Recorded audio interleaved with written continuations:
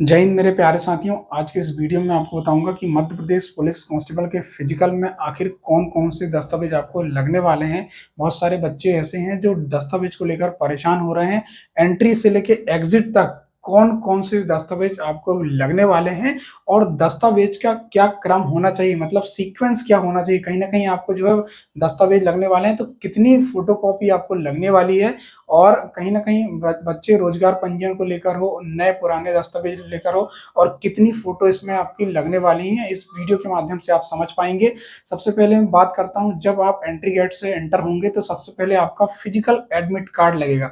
जो भी आपका फिजिकल एडमिट कार्ड हुआ है, एडमिट कार्ड लेकर आ जाइए। सबसे पहले एक डाउट हो रहा है बच्चों को कि क्या सर जब सीरियल नंबर के आधार पर हमें एंट्री दी जाएगी, तो पहला डाउट आपका क्लियर कर देता हूं मैं कि सीरियल नंबर के आधार पर आपकी जो है एंट्री नहीं होगी। इससे पहले भी मैं वीडियो में बता चुका हूं कि सीरियल नंबर के आधार पर एंट्री नहीं होगी, क्योंकि अगर सीरियल नंबर के आधार पर एंट्री होगी तो एक दिन में 200 और 400 बच्चों का फिजिकल कराना मुश्किल काम है, क्योंकि कहीं ना कहीं बच्चों को ढूंढते रहोगे तो फिर इतना जल्दी फिजिकल आपका नहीं होगा। तो सीरियल नंबर के आधार पर आपकी एंट्री नहीं होगी, ठीक है। तो सीरियल नंबर को लेकर बिल्कुल परेशान हो, आप जिस हिसाब से आएंगे उसी हिसाब से आपकी जो है अंदर एंट्री होगी, लाइन बनाई जाएगी, लाइन के आधार पर होगी आपकी एंट्री।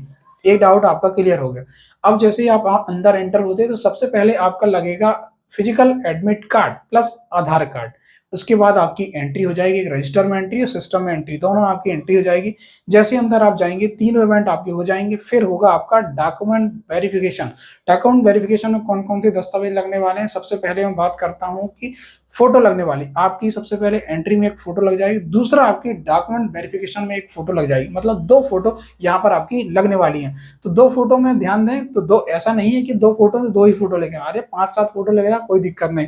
फोटो नई पुरानी कुछ भी चलेगी, बस ये चेहरा मैच खाना चाहिए कि आपकी ही फोटो। फोटो के लेकर बिल्कुल परेशान ना हो। नेक्स्ट, ठीक है। अब बात आती है कि सर दस्तावेज में क्या क्या लगना है और सीक्वेंस क्या होना चाहिए। सबसे पहले डाउट है कि रोजगार पंजीयन को लेकर, रोजगार पंजीयन का कोई कॉलम नहीं है, तो आपको रोजगार पंजीयन बिल्कुल नहीं लेकर आना, ना ही बनवाना है। बिल्कुल रोजगार पंजीयन को लेकर परेशान ना हो।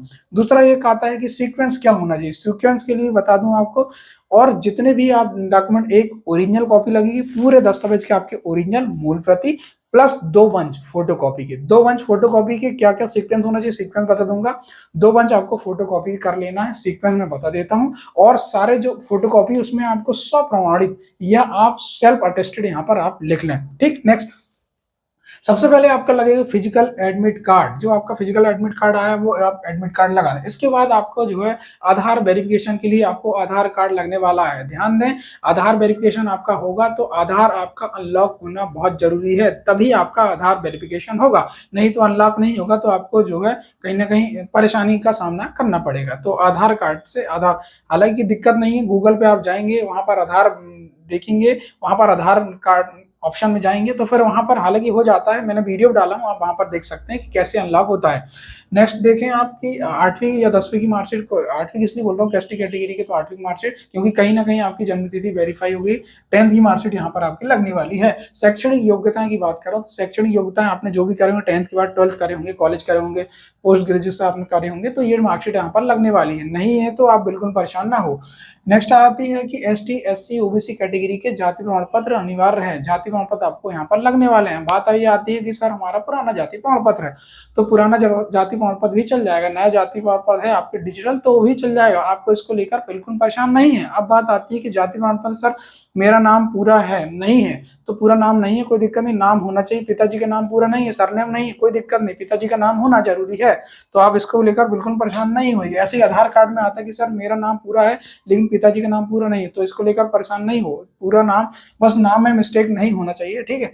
नेक्स्ट आती है ट्रांसजेंडर वर्ग के लिए, जो ट्रांसजेंडर वर्ग जो भी होंगे उनका सर्टिफिकेट यहाँ पर लगने वाला है।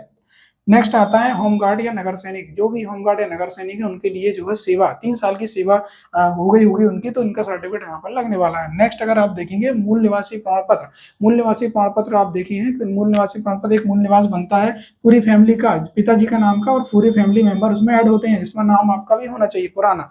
नया मूल निवास जो है डिजिटल बनता है, तो नया मूल निवास भी आप लगा सकते हैं, दोनों मूल निवास आपको यहाँ पर लगा सकते हैं। नेक्स्ट आती है भूतपूर्व सैनिकों के लिए सैनिक कल्याण बोर्ड से एक सर्टिफिकेट बनता है, एक सर्विसमैन सर्टिफिकेट बनता है, तो वहां पर से आप बनवा लें, कोई दिक्कत नहीं जाने वाली। पूर्व से आप जो है सेवारत होंगे, जहाँ भी जिस भी सरकारी या सहकारी या आप निजी संस्थाओं में जहाँ भी सेवारत हो, तो वहाँ पर का अनापत्ति प्रमाण पत्र यहाँ पर लेकर आना है। नेक्स्ट आप देखेंगे विक्रम पुरस्कार के जो भी विजेता हैं या जो इनका सर्टिफिकेट आपको लेकर आना है। अंतरजातीय विवाह अगर आपने करे होंगे तो इसका सर्टिफिकेट आपको लेकर आना है, क्योंकि कहीं ना कहीं इनमें फायदा लिए होंगे, तो यहाँ पर आपको जो है लेकर आना है। ये भी फायदा लिया होगा, ये भी फायदा लिया होगा। नेक्स्ट देखते हैं, अगर आपके विवाह हो गए होंगे, इस बीच में आपके बच्चे हुए होंगे, तो बच्चे का जन्म प्रमाण पत्र लाना जरूरी है। ध्यान दें, जन्म प्रमाण पत्र की फोटोकॉपी भी लाना है, ओरिजिनल भी लाना है। कुछ बच्चे मुझे कमेंट कर रहे थे जन्म प्रमाण पत्र की फोटोकॉपी है, भाई फोटोकॉपी नहीं, इसमें स्पष्ट लिखा है कि ओरिजिनल के साथ आपको 2 प्रति लेकर आना है, ठीक है। तो ये सारे डाउट आपके क्लियर हो जाएंगे। ईडब्ल्यूएस सर्टिफिकेट की बात करें तो जो भी जनरल कैटेगरी जो ईडब्ल्यू की एलिजिबल है, इनका ईडब्ल्यू सर्टिफिकेट बिना है, जिन्हें फायदा लिया है, तो ईडब्ल्यू सर्टिफिकेट आप लेकर आ जाइए, ठीक है। एनसीसी सीट सर्टिफिकेट का आपको फायदा लिया होगा, 5% अंक आपको मिले होंगे, तो आपको जो है एनसीसी सर्टिफिकेट यहाँ पर दिखाना होगा, ठीक है, ध्यान दें।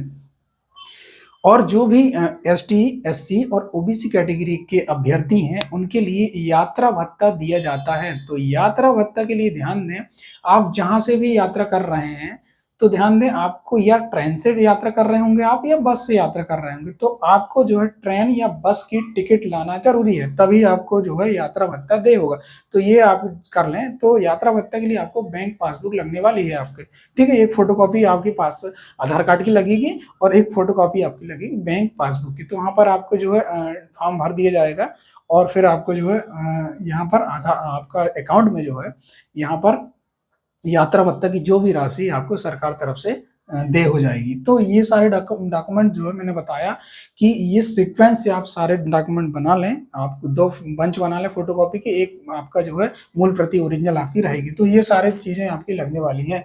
तो आप बिल्कुल डॉक्यूमेंट वेरिफिकेशन को लेकर सारे डाउट आपके क्लियर हुए होंगे। मैंने बताया दस्तावेज में आपका पूरा नाम नहीं है तो कोई दिक्कत नहीं है, पिताजी के नाम भी नहीं है कोई दिक्कत नहीं, लेकिन आपकी जो है कहीं ना कहीं आपका जो है मिस्टेक नहीं होना चाहिए। मिस्टेक हो तो आपको जो है कहीं ना कहीं एफिडेविट का सहारा लेना है, एफिडेविट आप लगा सकते हैं। तो ये सारी चीजें आपको मैंने बताया, दस्तावेज को लेकर आप सारे डाउट क्लियर हो रहे होंगे। बाकी आप सभी लोगों के लिए मैं बता दूं कि फिजिकल आप बहुत अच्छे से दीजिए, आप बिल्कुल परेशान ना हो, बहुत बढ़िया तरीके से आपका फिजिकल होने वाला है।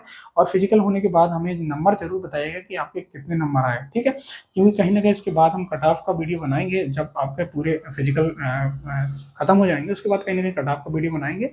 और सभी विद्यार्थियों के लिए मैं बता दूं, बेस्ट ऑफ लक, बहुत अच्छे से आपका फिजिकल जाना, घबराएं बिल्कुल नहीं, ठीक है। माँ बाप के आपको सपनों को पूरा करना है, तो आपको बहुत अच्छी से फिजिकल देना होगा।